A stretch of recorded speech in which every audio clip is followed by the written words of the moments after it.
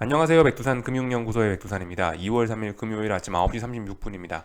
미국 증시는 급등 마감했습니다. 급등의 이유는 FOMC 회의의 영향을 받아서 그런 것도 있겠고요. 또 하나는 메타의 실적이 잘 나왔다는 것도 영향을 줬겠죠. 메타가 실적 자체는 잘 나온 게 아니라고 합니다. 근데 뭐 자사주 매입한다라든가 이런 립 서비스를 해줘서 메타가 20% 올랐는데 그거의 영향으로 미국 증시가 영향받았다, 지수가 영향을 받았다라고 보시면 되겠죠.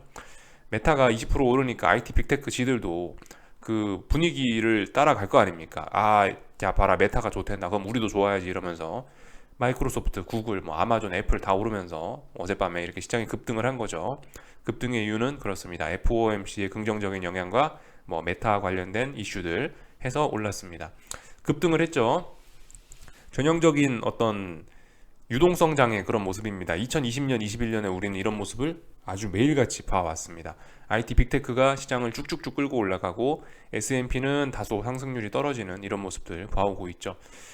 건강하지는 않은 상승이라고 보이는데 계속해서 요즘에 몇 주간 이런 모습이 자주 보이고 있습니다. 그래서 상승 종목수 많고 하락 종목수 좀 적고요. 그렇지만 중간중간에 고춧가루가 좀 많이 껴있는 모습이 나타나고 있습니다. 건강이 별로 이렇게 건강하지 않게 상승하고 있는 것 같긴 한데 뭐 지금 당장으로서는 일단 오르고 있으니까 할 말은 없고요. 언젠가 뭐 대가를 치를 수 있지 않을까 뭐 이 정도 생각 정도 막연히 하고 있습니다.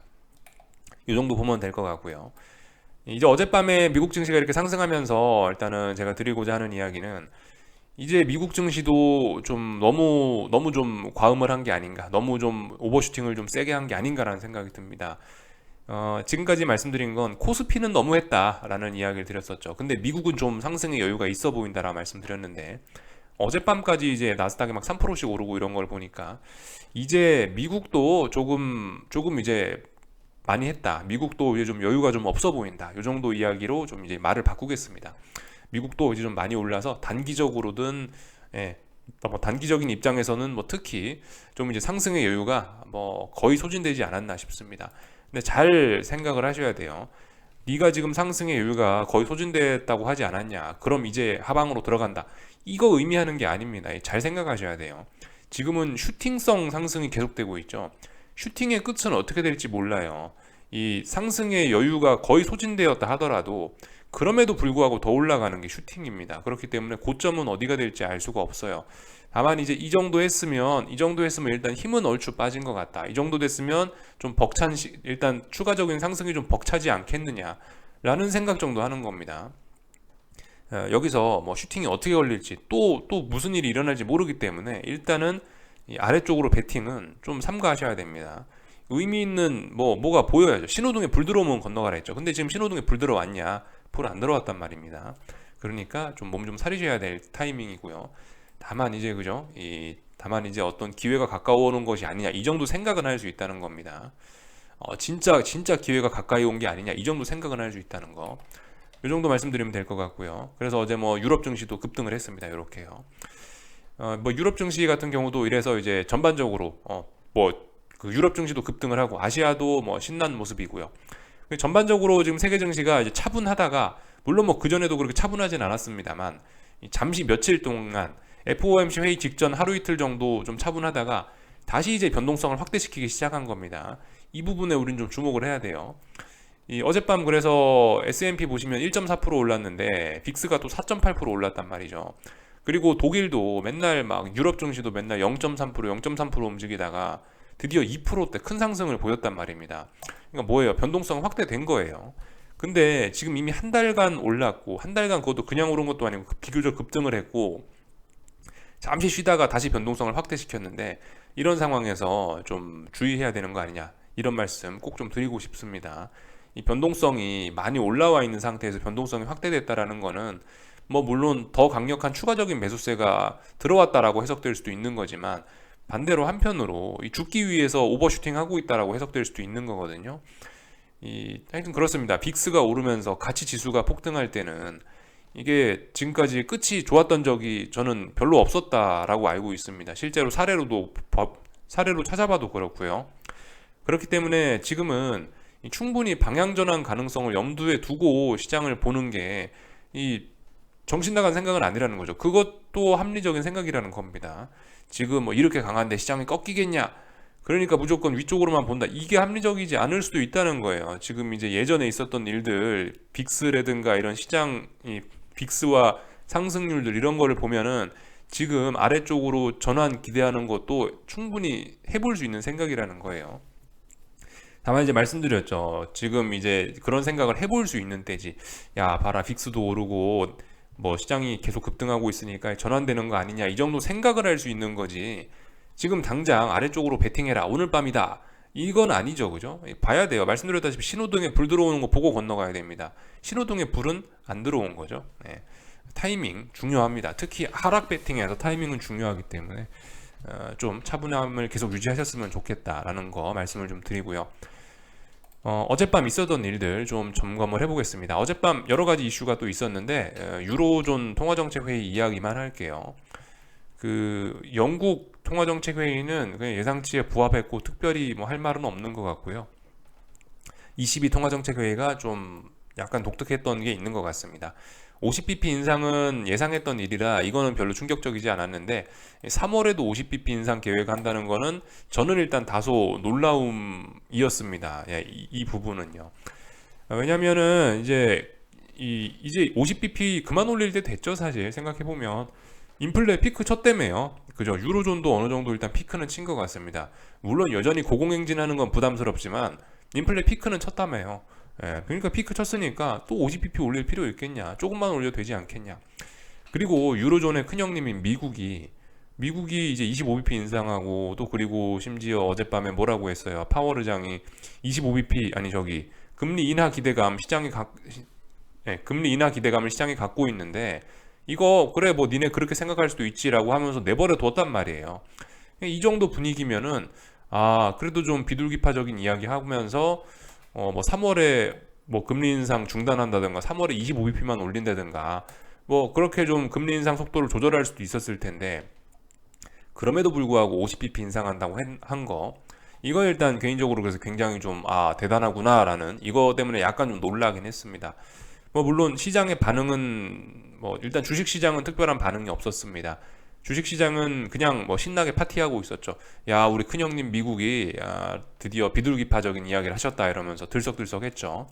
그리고 약간 주식시장은 이미 오버슈팅이 걸려있기 때문에 분위기적으로 심리적으로 워낙 뜨겁기 때문에 뭐 당장 저런 거에 뭐 반응을 해주지도 않을 것 같기도 했고 주식시장은 별 문제가 없었죠. 그죠? 예.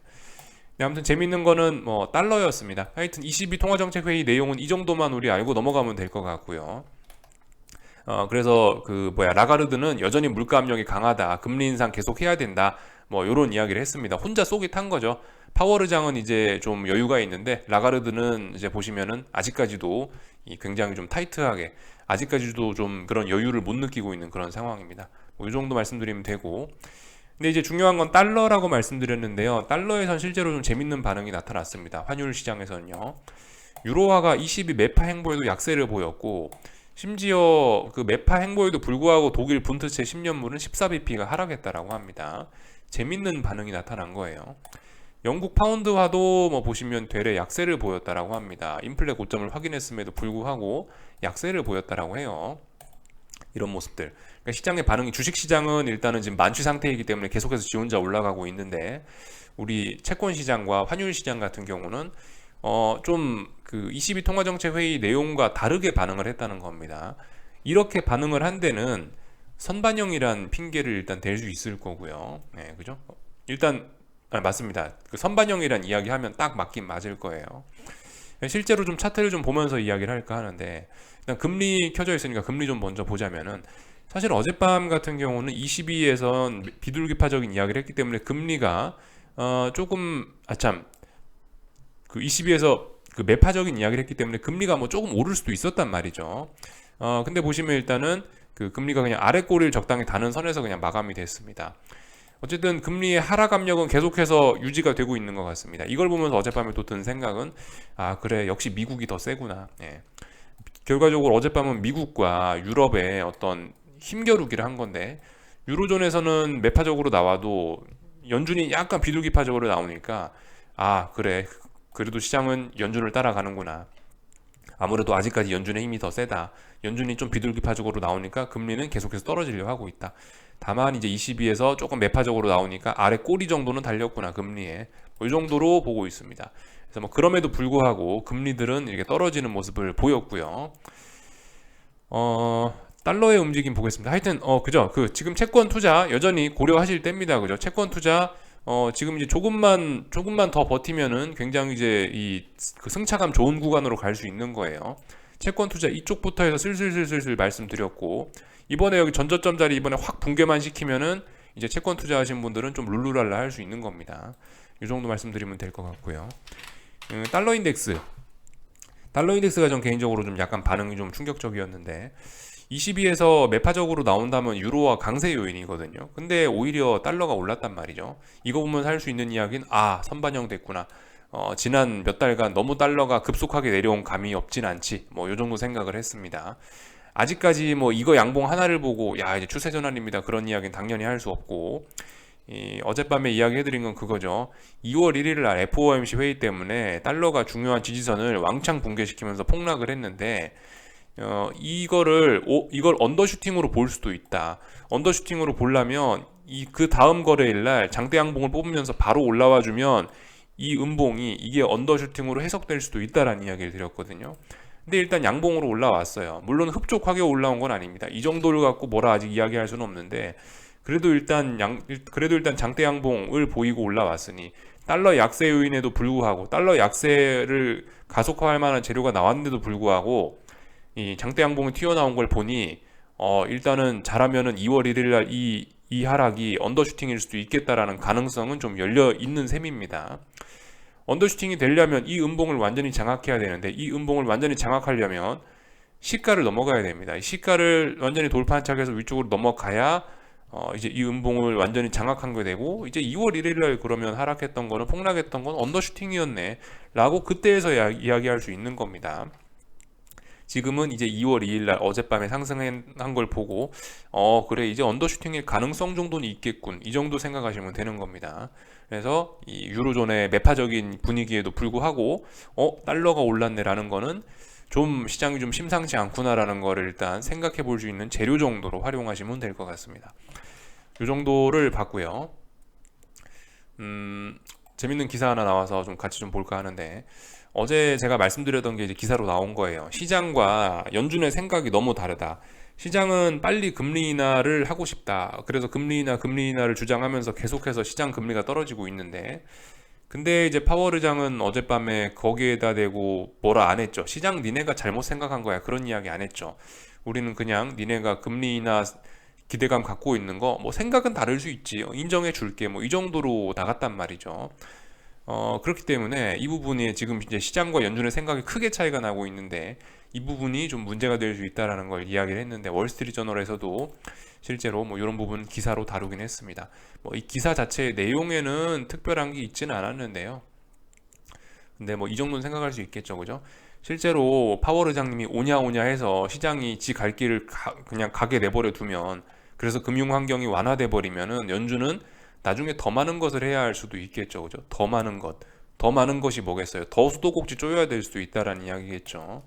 그러면서 뭐 이런 분석도 하고 있다고 합니다. 예. 시장이 연준의 메시지를 제대로 읽지 않기 때문에 주식과 채권이 오르고 있다, 뭐 이런 이야기를 하는 사람들도 있긴 있습니다.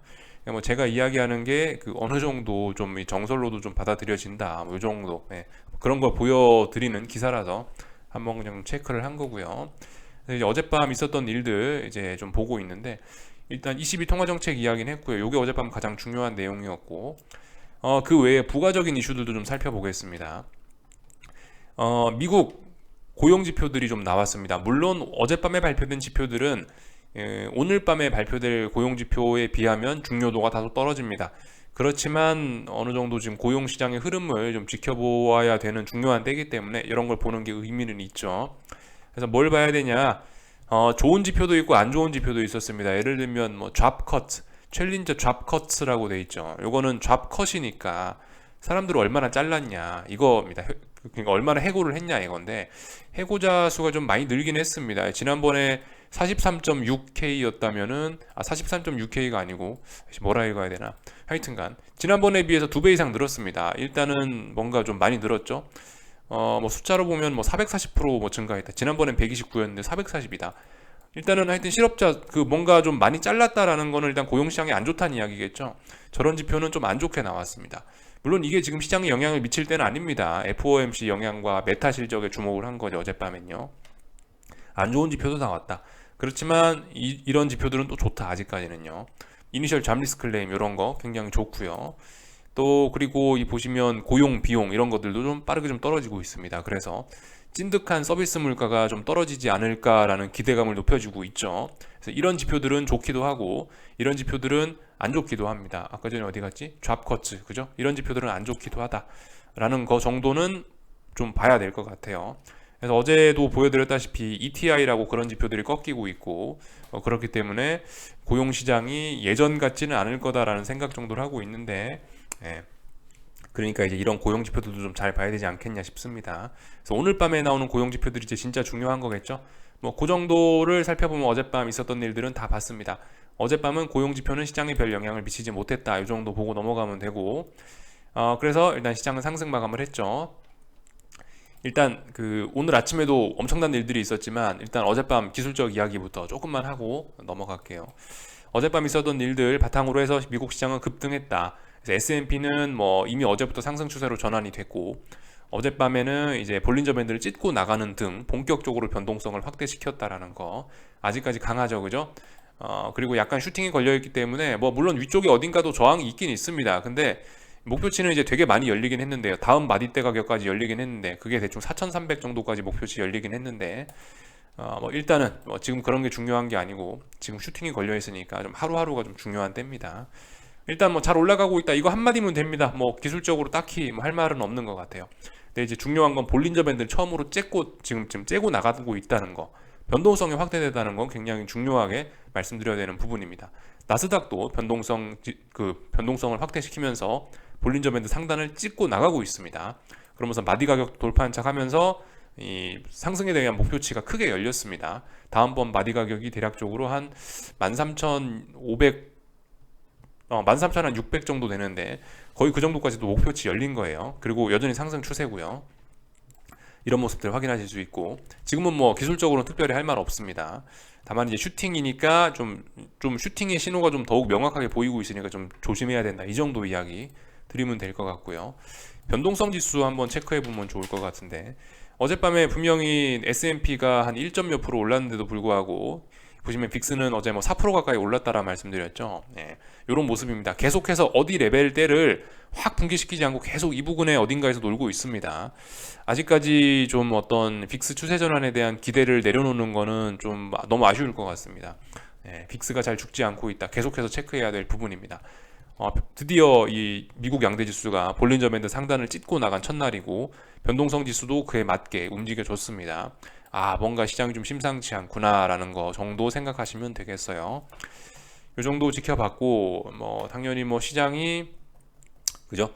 어젯밤 달러가 강했기 때문에 원자재들은 또 약세가 나왔네요. 전 주식시장 따라갈 줄 알았는데 주식시장의 어떤 오버슈팅은 계속되고 있고 근데 그 와중에 이제 달러가 강세로 치고 나오는 바람에 원자재들은 전부 다 일제히 하락을 했습니다.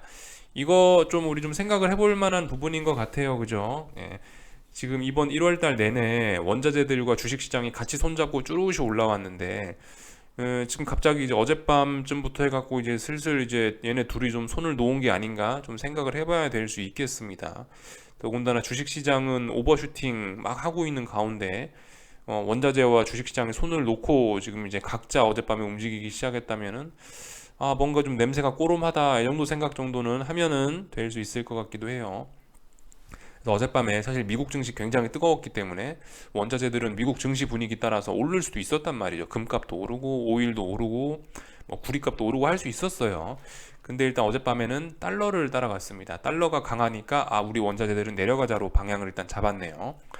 좀 재밌는 변화인 것 같습니다. 주식시장 분위기 따라가던 원자재들도 슬슬 이제 좀 달러를 따라가나 뭐 이런 생각 정도 듭니다. 이 정도 보면은 될 것 같습니다. 그래서 어젯밤에 있었던 일들 쭉 살펴봤고요. 이제 오늘 아침에 있었던 일을 좀 살펴봐야 되겠죠. 자, 오늘 아침에는 애플, 구글, 아마존 실적이 발표됐는데 참 재밌어요. 이게 시장이 그러니까 한 번씩 이런 일이 나타나니까 이것들이 짜고 치는 고스톱이다라는 이야기를 듣는 것 같긴 합니다. 실적이 잘 나올 때는 뭐 쭈루시 다 잘 나오고 뭐 그러더니 이게 회사가 지금 세 개잖아요. 애플, 구글, 아마존. 이 세 개 회사 실적이 하루에 같은 날 발표되는 것도 사실 재밌는데 얘네 셋이 일제히 또 다 어닝 쇼크를 기록하는 것도 사실 좀 굉장히 재밌지 않습니까? 마치 짜고 치는 고스톱이라는 생각이 좀 들지 않습니까? 뭐 그렇지만 짜고 치는 고스톱이다 그런 생각하면 본인만 손해죠, 그죠? 그냥 일단 너무 그런 음모론적인 생각은 좀 하지 않으셨으면 좋겠고, 근데 그런 생각이 좀 들긴 하죠. 예. 그냥 넋두리를 좀 해본 거고요. 하여튼 뭐 설마 얘네들이 짜고 이랬겠습니까, 그죠? 예. 하여튼 실적이 3개 다 발표가 됐는데 이 전부 다 핵폭탄급 중요한 위력을 갖고 있는 큰 위력을 갖고 있는 회사들인데 셋 다 일단 실적이 안 좋았습니다. 요거 보시면 됩니다. EPS 뭐 이런 거 위주로 보시면 돼요. 아마존 물 말아 먹고 구글 물 말아 먹고 애플 물 말아 먹었다. 요 정도 보시면 되겠습니다. 그래서 뭐 어젯밤 어제 메타처럼 막 20% 폭등하고 20% 폭락하고 그런 건 아닌데 일단 얘네가 이렇게 실적이 쇼크가 나오면서 어제 상승했던 거 정도를 다 되돌리는 정도의 움직임이 나타나고 있습니다. 어제 뭐 구글 7% 정도 올랐는데 지금 현재 한 4, 5% 정도 빠지는 것 같고 애플도 한 4, 5% 정도 애플도 한 3% 정도 빠지는 것 같고 그런 것 같더라고요. 아마존도 그렇고. 그러니까 지금 실적이 안 좋은 김에 어제 급등했던 부분을 좀 많이 좀 되돌리고 있습니다. 이런 점들. 이게 이제 오늘 한국 증시에 좀 악영향을 미치겠죠. 그죠? 어젯밤 미국 증시는 급등했더라도 오늘 한국 증시는 저 기업 실적이 안 좋았기 때문에 저거에 영향을 받아서 안 좋을 수 있다는 거 생각을 해봐야 되겠습니다. 아무튼 좀 독특한 면이긴 해요. 예, 그리고 지난번에 이런 이야기 드렸죠. 시장은 사실 특별한 일이 없으면은 FOMC 회의는 그냥 이제 별 신경을 쓰지 않을 수 있다. 이제 시장의 진짜 중요한 관심사는 기업의 실적이나 경제 지표 이런 걸로 옮겨올 수 있다라고 말씀을 드리고 있죠. 왜냐, 긴축은 이미 1년 내내, 1년이 뭐야, 뭐 거의 1년 반째 지금 뭐 써먹는 그런 재료이기 때문에 긴축은 이제 단물이 좀 빠졌을 수 있다. 파월 의장의 새로운 이야기만 하지 않으면. 근데 파월 의장의 새로운 이야기 하지 않았죠. 이제 본격적으로 시장의 관심사는 긴축이라는 이슈는 거의 졸업하는 것 같고 그럼 이제 기업 실적일 텐데 기업 실적이 일단 찬물을 끼얹고 있는 중입니다. 예, 이런 점들 좀 독특한 점이라고 할 수 있을 것 같고요. 또 무슨 이야기를 또 하려고 그랬는데 순간적으로 또 까먹었습니다. 이따가 또 기억나면 또 말하죠 뭐. 그래서 일단 뭐 기업 실적이 안 좋았다 말씀드릴 수 있을 것 같고 맞아요. 작년 같은 경우 FOMC 회의 이후의 시세를 좀 말씀드리는 건데 방금 전에 까먹었던 내용 다시 기억난 게 이건데 작년 같은 경우는 물론 하락 추세라 그럴 수도 있어요. 작년 같은 미국 증시 이야기하는 건데 하락 추세였죠. 하락 추세니까 하락이 자연스러우니까 그럴 수도 있는데 작년 같은 경우는 꼭 그랬단 말입니다. FOMC 회의하고 회의 다음 날 정도까지는 막 시장이 급등을 했죠. 그리고 그 며칠 지나고 나서부터는 계속해서 하락했습니다. 매번 회의가 그랬어요. 매번 FOMC 회의까지 오르다가 회의 며칠 지나고 나서부터 다 되돌렸습니다. 다 되돌렸어요. 매번 그랬어요. 물론 올해는 좀 분위기가 다르기 때문에 올해도 그럴까? 좀 의심은 됩니다만은 일단 이런 것도 좀 기억은 해놓으시면 좋을 것 같아요. 이 최근 1년간은 이 FOMC 회의 이후에 시장이 올랐던 적이 없다. 결과적으로 한 일주일쯤 지나 보면 다 되돌리더라라는 거. 이번에도 그럴 수 없을지 보자고요. 지금 아직까지는 작년하고 똑같습니다. 물론 지금 이제 S&P와 나스닥이 상승 추세로 전환되어 있으니까 좀 달라질 수 있지만은 근데 일단 아직까지는 흐름은 똑같죠. 어떤 흐름이 똑같아요? 그 FOMC 회의 이후에 급등했던 그 전통적인 흐름은 아직까지도 일단 따라가고 있습니다. 그죠? FOMC 회의 이후에 지금 2거래일 지났는데 신나게 급등했잖아요. 더군다나 슈팅을 막 2거래일 동안 이어가고 있잖아요. 또 옛날처럼 될 수도 있습니다. 또 이렇게 될 수도 있어요. 또 이런 부분도 우리 투자자분들께서 한번 기억을 해놓으셨으면 좋겠습니다. 항상 FOMC 회의 이후에 시장이 안 좋아졌었다라는 거. 이번에는 달라질 수 있을지 이런 관점으로 보는 것도 좋을 것 같습니다. 이 정도 보면은 될 것 같고요. 한국 증시는 이제 미국이 어젯밤 상승 마감했더라도 미국 주요 기업 실적이 삼총사가 물 말아먹는 바람에 또 오늘 약간 좀 분위기가 안 좋습니다. 오늘 어딘가를 갈 거면 빨리빨리 넘어가야 되는데 못 넘는다? 그러면 일단 아래쪽으로 슬슬 일단 뭐 베팅해 볼 수는 있겠죠. 오늘도 마감까지 좀 보시다가 오늘 상승 마감하면은 또 다시 어제 하락에 대한 이런 악성 매물을 소화하는 그림이 되기 때문에 좀 장 막판까지 보시다가 장 막판까지 계속 좀 분위기 안 좋다. 그러면 이제 장 막판쯤에 이제 뭔가 아래쪽으로 한 숟가락씩 한 숟가락씩 얹어갈 수 있겠죠, 그죠? 이런 점들 보시면 될 거고요. 코스닥은 일단 어제 이미 좀 슈팅이 좀 굉장히 강력했기 때문에 오늘 일단 뭐 조정인지 뭔지 알 수 없습니다. 일단 오늘 만약에 이렇게 하락 마감하면은 일단은 뭐 아래쪽으로 베팅할 수 있는 자그마한 근거 정도는 만들어지게 되는 겁니다. 그죠? 지금 1030이란 자리가 코스닥에선 굉장히 중요합니다. 1030 붕괴돼야 이제 본격적으로 뭐 아래쪽이다 뭐 이런 이야기 할 수 있는 거고, 그게 아니면 아직까지는 뭐 상승 중 눌림, 조정에 불과한 거일 수 있어요. 뭐 그렇지만 저렇게 하락 마감하면은 뭐 하락 배팅의 작은 근거 정도는 이야기할 수 있겠죠. 그죠? 그 정도로 생각하실 수가 있겠습니다. 그래서 이제 오늘 이 장 막판까지 좀 잘 보시다가 아래쪽으로 뭐 생각이 있으신 분들, 아, 나는 욕심이 좀 있다. 나는 좀 꿈과 이상이 크다. 뭐 그러신 분들은 이제 뭔가 해볼 수 있겠죠. 그죠? 코스피도 그렇고 코스닥도 그렇고요. 하여튼 그렇습니다. 뭐 저 꿈과 이상이 크면은 위험을 좀 많이 감수하고 뭐 그래야 되는 거겠죠. 그죠? 안전하게 하실 분들은 아직은 아니고요. 아래쪽으로 보실 분들 중에도 안전을 좀 지향하시는 분들 계실 수 있는데 그런 분들은 더 기다리시면 되고요. 선물 320일 코스피 320일 붕괴될 때까지 뭐 가만히 있어도 된다고 봅니다. 저는요. 이 정도 보시면 될 것 같고요. 그래서 뭐 아무튼 오늘도 뭐 봐야 되는 건 뭐 늘 똑같죠. 그죠? 변동성 지수들 17 부근에서 잘 버티나 풋옵션들이 혹시 쌍바닥 만들 수 있는 거 아닌가 이런 점들 보시면 되고요. 달러 베팅할 수 있는 근거는 아직 없습니다.